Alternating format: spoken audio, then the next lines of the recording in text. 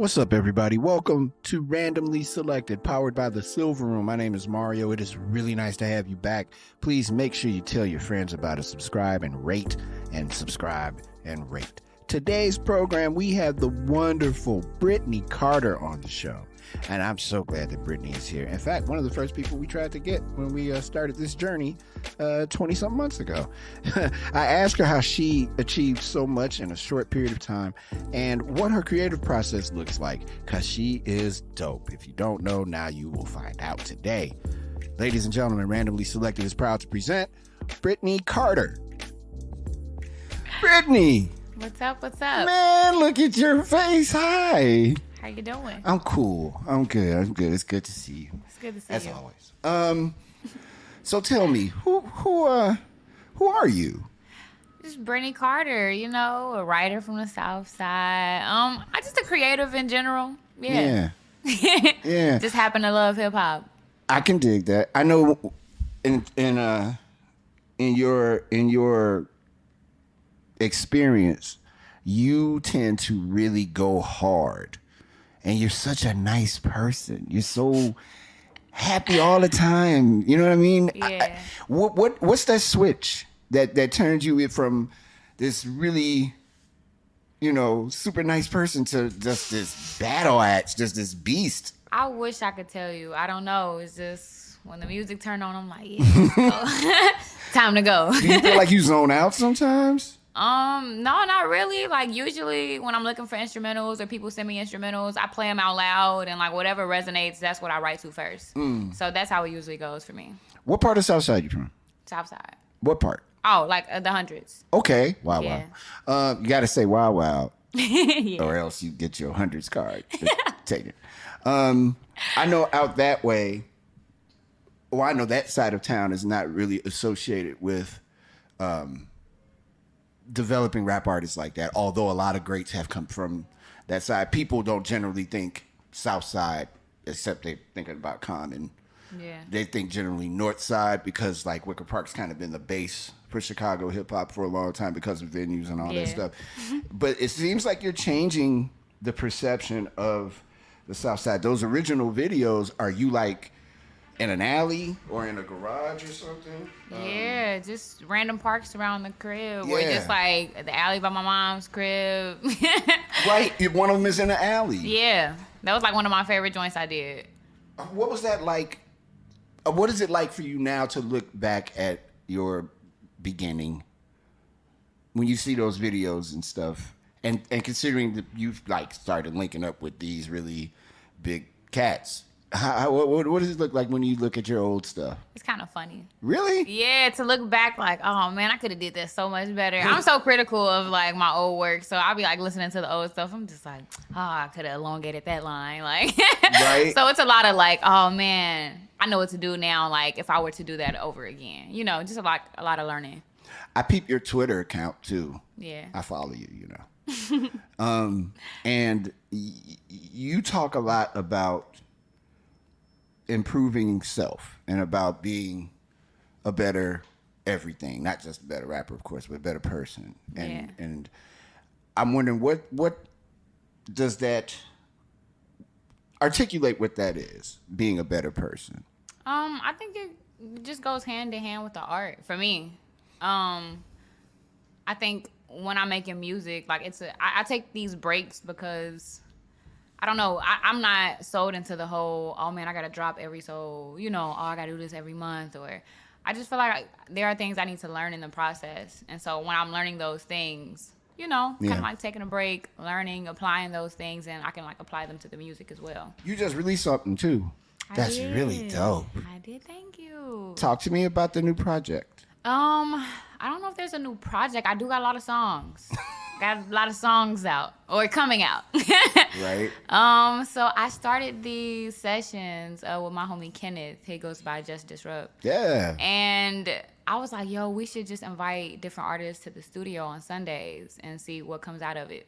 The first Sunday, we got like 3 joints. Yeah. And I was like, oh, okay. And so Head High was one of the first ones. Like, he made the beat in probably like 5 minutes. Wow.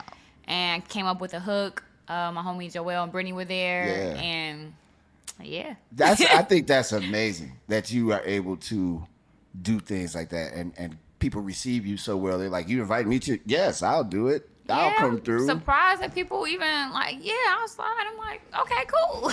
I think that says more about you though, and just what you've accomplished in a relatively short period of time. Very short period of time. Yeah, but it you fit in.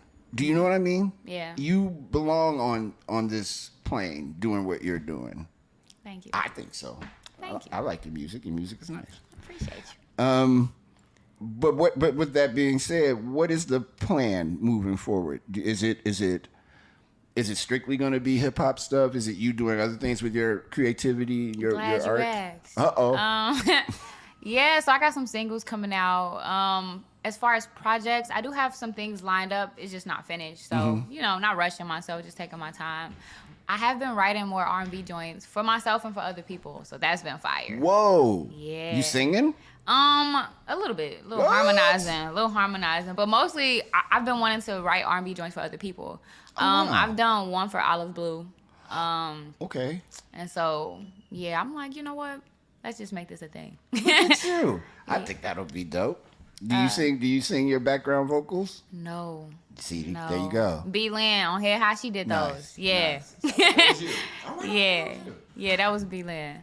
I want to direct other people's videos, like write treatments and stuff like that. I saw you talking about that on Twitter too.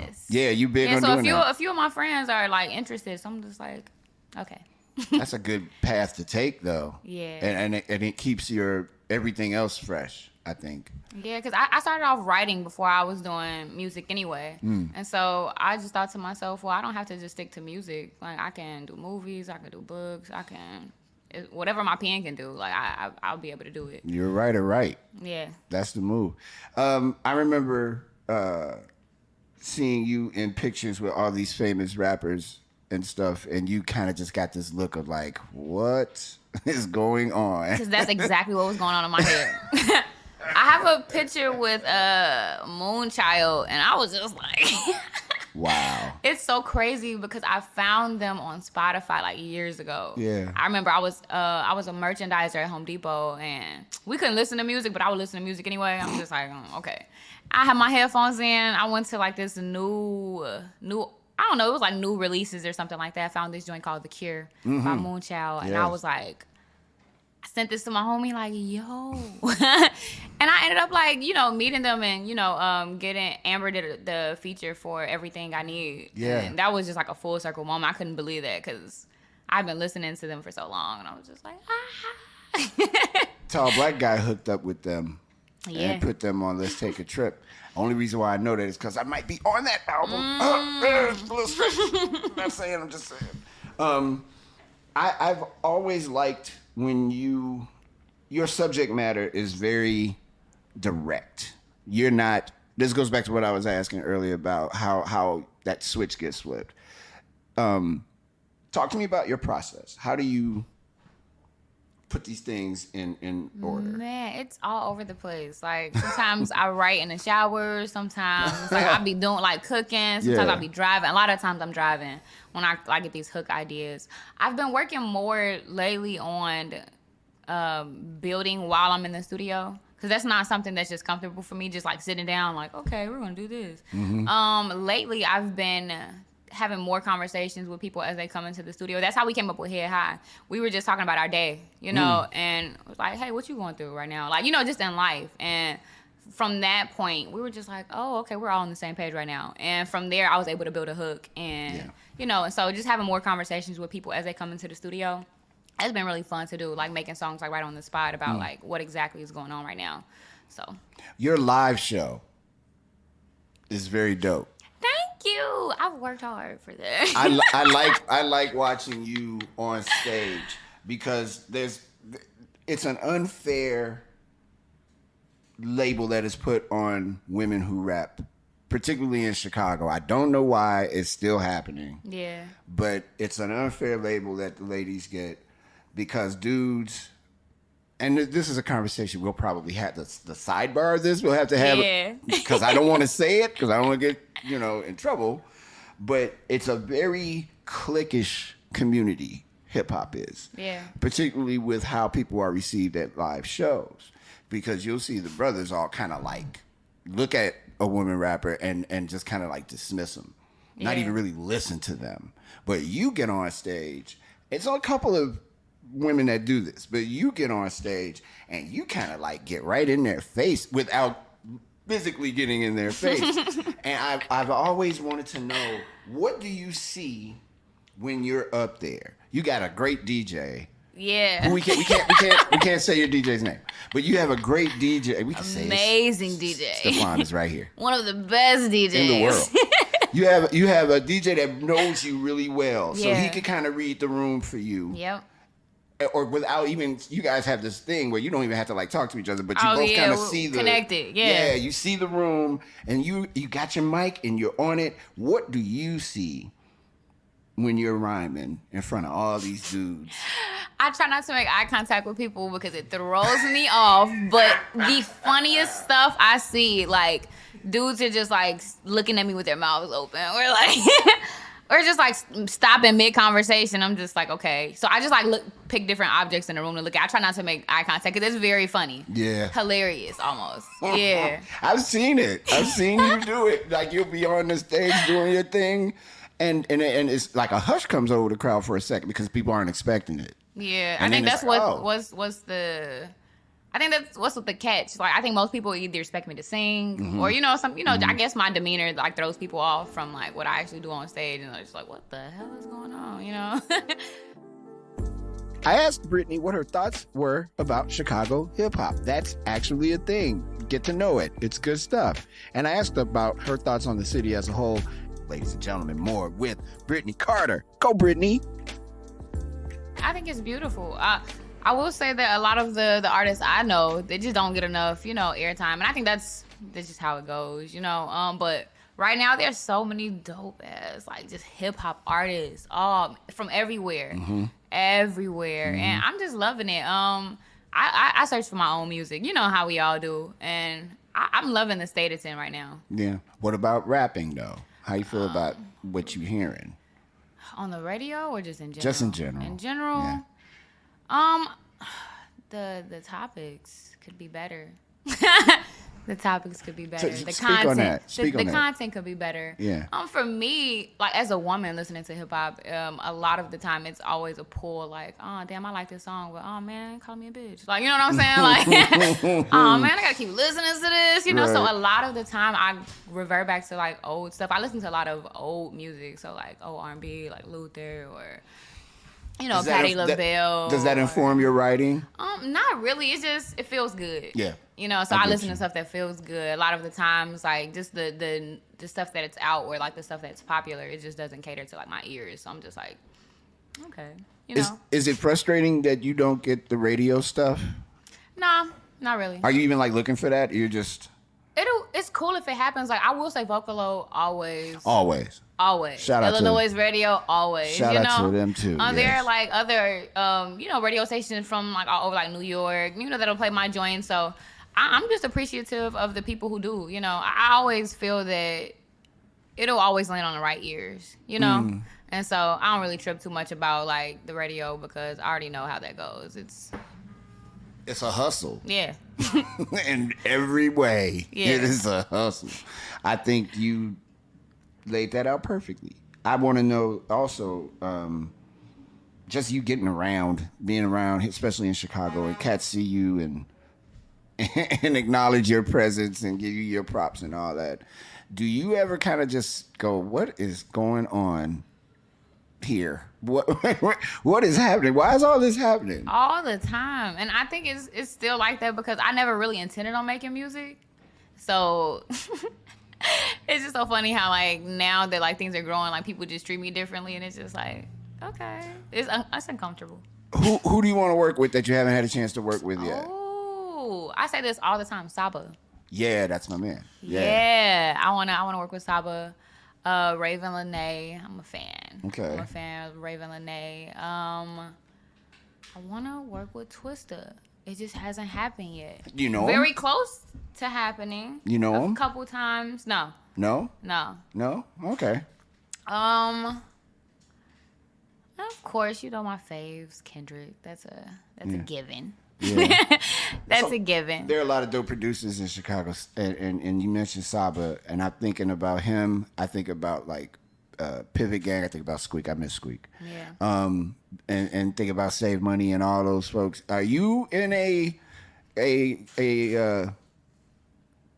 what's the word I'm looking for? Clique? Do you have a crew? I wouldn't say. Or is it just clique. you? It's like, no, it's not just me. It's a gang of us. Yeah. It's like one big family. Loop Theory. Okay, yes, So, absolutely. yeah, you All know, day. Scheme, Yeah. Navarro, Yeah. he manages us. But there's also Just Disrupt, Kenneth, Olive Blue. Oh, we got Dre Isaiah, Mm-hmm. Ben, and, you know, DJ Sin. Yeah, I've heard of him. Yeah, Again, pretty dope. I've heard. That catches work. Yeah. Does a lot of things, that guy. Yeah. So. I didn't mean to sound like the old guy. I know what a crew is. Everybody listening, relax, slow down. Yeah. But that's a thing here in town, right? Because you got all these different crews who are standing on it right now, and it's just very interesting to see who's connected with who and how that moves around. Do you ever find yourself having to rep your crew, and it's just you, and it's like it's almost like the scene from Thriller, not Thriller. What is it? Beat It, when they're all like the gangs all joined up. And no, like, man, I will say, I feel like everybody in our crew or our family or whatever, crazy. Yeah. Amazing talent. Like, Yeah. hold their own. It's Yeah. Dre Isaiah, like, Olive. Y'all know Olive. Like, Yeah, for sure. For sure. Kenneth, he made that beat in 5 minutes. Like, he's just the DJ. Yeah. Again, the DJ. Very nice. Big picture stuff. What are you looking to do? In the future, right now. Let's say right now. Let's say you walk out of here today, Alright. and you're walking down the street, and something hits you, an inspiration hits you. What is it that you're trying to present to the world? Great art, like great undeniable art. I wanna be able to. Right now, I'm on this whole. I want to create kind of like mini movies with the songs that I release, or with the 1 minute video. So like it's growing now. So at first I started off with a camera phone, like just, and that was cool because it got me, here. And so it's like, oh, okay, now I have access to this. I can make these videos a little better. Yeah. And so that's what I'm doing now. Like, we just dropped the All I Want visual, and that was really dope because I wanted to make it like a mini movie, and that's exactly what it is. And so, yeah, I think that's the direction I'm going right now. Just kind of cleaning up the visuals. I asked Brittney what her musical influences looked like growing up and how that played a role in her current career space, and who's on her bucket list for collaborations. And guess what happened? I didn't keep it to myself. She told me. Now we about to tell you. Heavy Crowns. I actually have a joint with him and Joel dropping maybe like in a week or so. Okay. We're going to drop the snippet, I think, tomorrow. So that's going to be dope. Joel Q, one of my favorites, honestly. I think we were supposed to work some years back, but I just didn't have like the resources and stuff I have now. Mm-hmm. And so now it's working out. We just been knocking joints out. There's an artist here too named B. Lynn. She's super dope, a singer. Amazing. Who else? Kenneth, of course. Just the whole crew. Like, I've been making more stuff with Dre, and that's been fun. For whatever reason, whenever me and Dre make stuff together, it's like he turns me into somebody else. Like, Nice. I could just say whatever I want to, just get real crazy. So I've been having a lot of fun creating with him. Who were the inspirations for you? Growing up? Yeah. Oh, Lauryn Hill, of course. I mean, it's a given. I listened to a lot of my mom's albums because for a while she was like, this is what we listening to. You ain't listening to nothing else. So it was a lot of Mary J. Blige. Okay. A lot of Patti LaBelle, a lot of Luther, a lot of Brian McKnight. Okay. And then when she just started like to loosen the reins a little bit, I think she realized that like, oh, I can't stop her from just listening to whatever she wants. I was like, wow, there's all this other stuff. So I listened to a lot of everything. Yeah. Everything from gospel to not really country, but a lot of like pop. We listened to a lot of like, well, I don't want to say we, because my brothers would like definitely kill me, but like Britney Spears and NSYNC, I definitely was in that bag for a minute. The pop bag. There you go. I was definitely in that bag for a while. 98 Degrees. People don't be knowing, but That's stage thing. yeah, I was on the pop bag for a little minute. But yeah, like artists that stuck out, of course, J. Cole. I remember like the first time I heard of J. Cole, and I was like, who is this dude? Right. Him, Kendrick, Jay-Z, of course, Nas, Dipset. Because you have a very unique style. Your delivery is different than a lot of, I'm not just meaning women rhymers or rappers. I'm talking about your delivery is very distinct. I know it when I hear it. I could be on the other side of the room and hear one of your joints, and I go, I know that's Brittney. Because nobody else rhymes like that. I think that's pretty cool too. Thank you. The distinction to be the ability for someone to be able to go, Brittney's on. Right? Yeah. Without, that's a hard road to walk, but you tend to do it well. You were talking about your family. Tell me more about your family. Oh man, there's a lot of us. Like, where should I start? How many people are there? Siblings? Yeah. There's 9 siblings Woo. total. So, 2 siblings that I grew up with, and then I have siblings on my dad's side. My mom is a foster mom, so that's 11 actually. So, Are you the youngest? The oldest. Word. Yes. So you're in the position of power. There you go. Yes, I'm the oldest. It is very fun.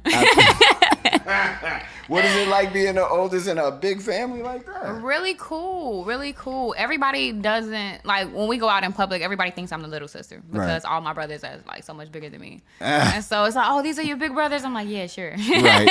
Keep the lie going. Yeah, of course. It's kind of cool, man. I don't have the big family. Well, that's not true. But when I was coming up, it wasn't big family. It was me. Yeah. So I would have loved to have some people younger than me to push around and make them do my bidding. Oh, it wasn't always like that. My brothers, they're very, I'm not doing it. I'm like, okay, cool. It didn't last for long. I had like a couple years to do that. Yeah. And then it was just like, nah, Brittney, we getting bigger than you. I'm like, yeah, all right. Right. What do they think about your music? They love it. Yeah. They're my biggest supporters. Nice. The video I actually just put out, all of my siblings, well, some of my siblings are in the video. Oh, really? Yeah, so the 2 guys who played the robbers are my brothers. The guy who's driving is my brother. The cashier is my sister. That's funny. Nice.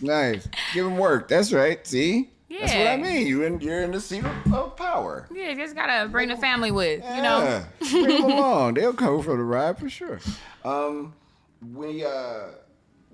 We tend to, on this show, try to give you an opportunity to speak truth to power. What's your message for the people? If indeed there is a message for the people. I've got a message for the people, keep God first, keep the family first. That's pretty much it. Yeah. I see, this is what I'm talking about. The beautiful, shy, and not when this is happening, you're like, oh, watch out. I also like, the other thing about you that I like is that you're very open to listening to other people who have sage advice for you. Yeah. And it seems like you're taking that advice to heart. What's the best piece of advice you've gotten on your journey so far? Real simple, and I feel like a lot of people just get this wrong. Just to treat people how you want to be treated. Yeah. I think a lot of people treat people differently based on like what they've accomplished and stuff. But I just feel like you just never know, and just I don't know what's wrong with just being kind to people. It's a lot easier. Yeah. To be nice. How did you get along during COVID? And the first couple months I was in heaven. Because I'm a homebody. I like to be at home. And I was like, oh, snap, I ain't got to go nowhere. Yeah. I was having a blast at home. I was watching all the movies I wanted. I was listening to all the music I wanted. And then I was just like, oh, man, I can't go nowhere. Right. It was really rough. Yeah, it was rough after those first couple months. Did it have an effect on how you... did it have an effect on how you write now? Or did you write more during that time? I think I read more, actually, than I was writing. I had started doing like a book a month. I'm like, well, I can't go nowhere. So I was just like, I think I was probably reading more than a book a month, but I was just like knocking books out. I'm just like, well, I ain't got nothing else to do. Wow. I was just reading books and listening to music. You said you're a homebody. When's your birthday? Thursday, tomorrow. Really? Yeah. Happy birthday to you. Happy solar return. Thank you. This is a great birthday present. Yeah. Look, I'm relaxing for the remainder of the week and the weekend. So. Sweet. And with that in mind, you said you're a homebody. Do you envision building this big home studio so you don't have to leave you're one of those people? Oh yeah. I'm like, when I buy me my first house, I'm gonna have a studio in the basement. Sweet. I'm gonna just have sessions at the crib. Not everybody pull up. Then we go into the studio. Gotta be clear, because everybody will pull up. No, the homies pull up. Yeah, you go. Everybody else, I meet y'all. That's right. That's right. Because people will pull you. You don't invite them. Oh no! Look, I don't even tell people where I live now, so yeah. Nobody knows where I live. Sweet. Somewhere out there in the hundreds, between 100th Street and as far as 100s go, anywhere in between there. Just look for you. Where's the one place you've traveled that you felt well received? You and your music. I haven't traveled and performed a lot, but the place I want to travel, of course, is New York. Yeah. I want to perform in New York. It's like I have to make that happen like ASAP. Well, there you go. Because New York is that place. Oh yeah, I'm gonna have a ball. Have you ever been? Yeah, that's the spot, man. There's a thing. When I go, I have to make sure whatever I'm doing, I'm performing somewhere. As we wrap this up, Brittney Carter. Thank you so much, Brittney, for being here, no doubt. This is where we really get into the meat of the conversation. We talk about her love of movies, how she wants to write a movie. We talk about music, how she got started rapping, the pressure that she feels from people's expectations, the pressure she's put on herself, a little bit of everything. So sit back, take notes. No, literally, go get a pen and take some notes. It's Brittney Carter on Randomly Selected. I don't know. I try not to think about it too much, because then it's like puts this like heavy expectation on things. And I don't know, I guess I'm just like, okay, I just want to make great music for people to enjoy. Do you feel like people put too much expectation on you? If they do, I don't let them. Yeah. Yeah. Not at all. Because I'm thinking about when this all first started, how cats were like, yo. Yeah, in fact, it happened to me. Someone came up to me and was like, yo, have you heard of Brittney Carter? And I'm like, no. But there's this woman that does this rhyming in an alley, and she's like, dope. He goes, that's Brittney Carter, dude. And I'm like, wow, she can go. So I guess the level of expectation has risen the more you've done things. What's the most unrealistic expectation that you think people put on you? I don't know. I really don't know. Like, if I ever feel like people are trying to do that, I just kind of like, distance myself. But yeah, I think when I first started making things, I felt like a pressure, but I don't feel it anymore. But it was because everything was all new. Like, when I say we've done a lot in a very short period of time, a lot. You feel like you did a lot of self-improvement? Yeah, a lot. I remember I would decline shows in the very beginning. Really? Because, I would be like, I'm not doing it. Really? Yes. Like what like somebody will hit me up for like, yo, can you come perform? Can't. I ain't had no real excuse as to why. I'm just like, I'm not doing it. Anxiety is killing me. Oh, wow. Like, yeah, like that first, like especially the first 2 years. Mm-hmm. Really? Yeah. Yes. That sounds. I'm not saying that you shouldn't have done it, because clearly it worked out well for you. You just saw that far ahead where you were like, "This is not right now. I can't do this right now." No, it wasn't even that. Like, I was just filled with anxiety. Like, what are people expecting from me? Like, and like a lot of people don't even know. So, this was 2019, I think. I hadn't even had a song on any social platforms, right? Mm-hmm. And the end of 2019, I opened up for J-Rock. I didn't have any songs out. So that was just a crazy moment in general. Like, that I was able, to do that with nothing out. Like, no songs on any social platforms, no nothing. So after that, I felt a little more confident. Like, oh, okay. Like, I see. Who's the cat that put you on? On what? I mean, in terms of you put yourself on with those videos, but I mean, who's the person that was like, let me introduce you to the world Okay, so it's not a long story. So when I dropped out of school, I started taking these art classes, like it was like some painting and drawing classes. I like to do that for fun. And I think I was on social media. Ace Da Vinci had posted that there was like some writing workshops in Wicker Park, YCA. And I had never heard of them before. I was You were a just young like, Chicago artist kid. no, Oh, okay. I was really late to the game, Okay. like super late. So, I go and I had met Jamila Woods, Kevin Koval. I was very unfamiliar with, who they were. I was just like, oh, these classes are super cool. And the writing workshops were dope. Like, I'm like, oh, I found some people that, like to do the same stuff I like to do in my free time. And I remember one day Jamila was just like, hey, you come here all the time and never share. And I'm just like, okay, I guess. And so I think I like read some poems, and she was like, oh, you rap? And I'm just like, not at all. And I think she told me about the open mics that they did. And so from there, I found out about Cleo Center with K Love and Phenom. And then I would literally just go to any open mic that I could find. But I still wasn't performing like that. Maybe I do a poem like every now and then. The first song, I think I hooked up with this producer named Lee Roundtree. Super dope. And even though we never like created anything, that was kind of like my very first introduction to like, okay, like I'm trying to find my sound. What do I sound nice on? And so from there, it was just like a trial and error, like trying to find instrumentals. And I don't know what made me start doing the video I do. I was listening to Kendrick. Oh, wow. And The Heart Part 3 or 4, whatever. I was like, I could rap over this. And that was the very first video I did. Wow. Yeah, that was the very first one. Fatine and Ava are really cool. Fatine and Ava, they're so cool. Yeah. They're two of the coolest people. I saw that picture that you guys took. Yeah, that was your first time meeting them? Yeah, we had been talking online for a while, and GQ actually took me to go see the Isley Brothers, and I didn't know they were going to be there too.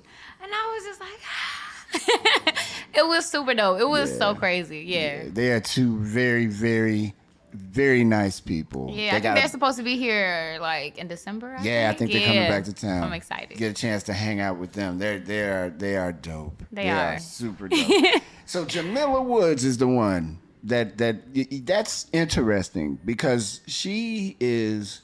I mean, now the world knows Jamila, but she is such a unique artist. Very, what's the word I'm looking? Very centered in her craft, and she does a lot of practice. She's definitely a great poet, an amazing singer, amazing writer. Really thought a great major writer. Yes. That's a good person to be like, yo, you should do this more. She saw it in you. She took me to see, I don't know, I can't remember. It might have been like Mick Jenkins at the Metro. Like wow. We barely even knew each other. Yeah. She's like, you want to come to this show? And I'm just like, sure. And we got in an Uber and we went to go see Mick Jenkins, and I maybe Saba. And I'm just like, what the hell is going on? Where are we right now?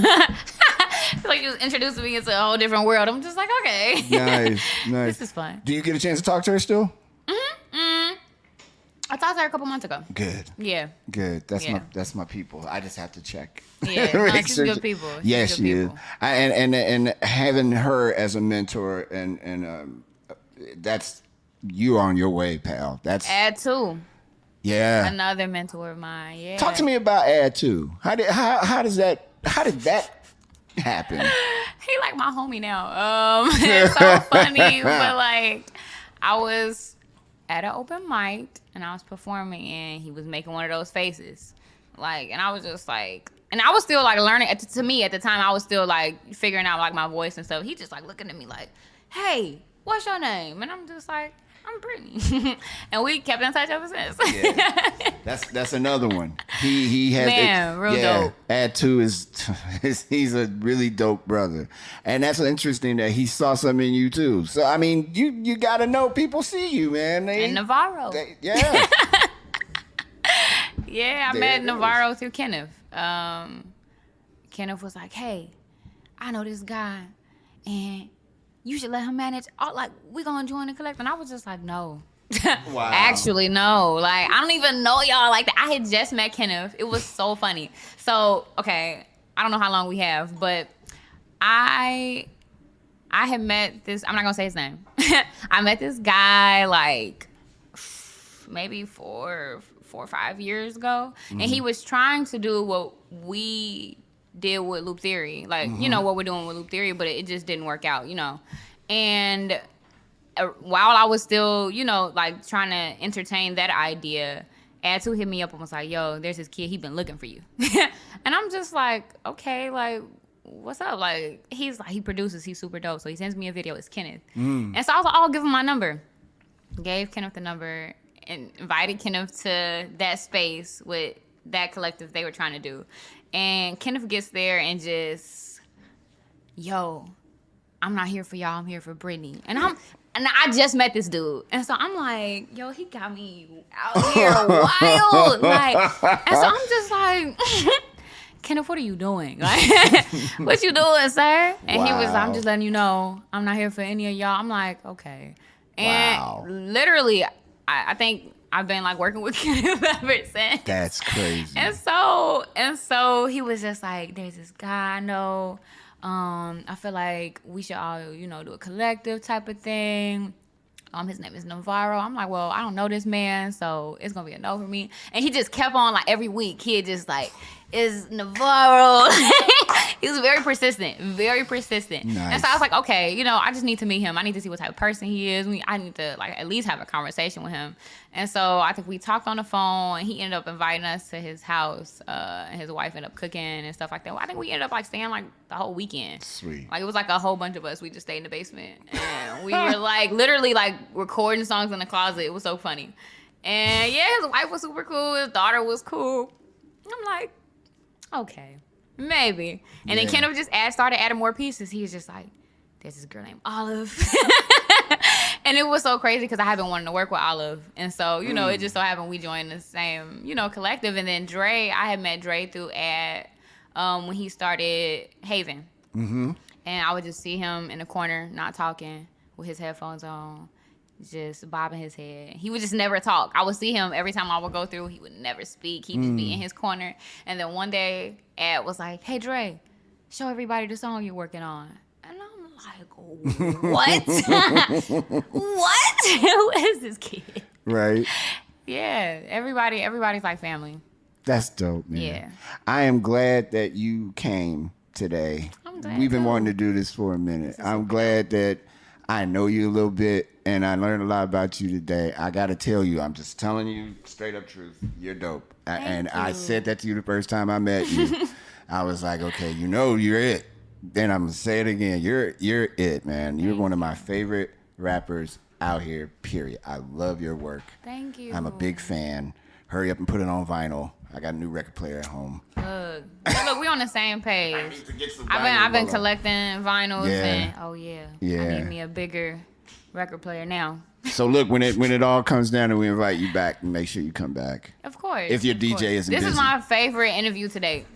A word. Yeah. Okay. Yeah. It's about- I ain't gonna say what I want to say. We'll talk about that one. It's But this is only my be- favorite interview to date. it's only because you've been coached well by your DJ. No, I'm for real. Y'all understand the interviews I done had. I believe it, but I got you. I got you. Thank you so much for being on Randomly Selected. Thank you. Thanks so much for checking out Randomly Selected. Truly appreciate it. Thank you to the men and women of the Silver Room as well for making sure that this happens twice a month. Next. Oh, it's the Large Professor. No joke. Large Pro in the building. We talk about all kinds of stuff, and I can't tell you exactly what. You got to wait until the next episode of Randomly Selected. Powered by the Silver Room. Be well. Peace.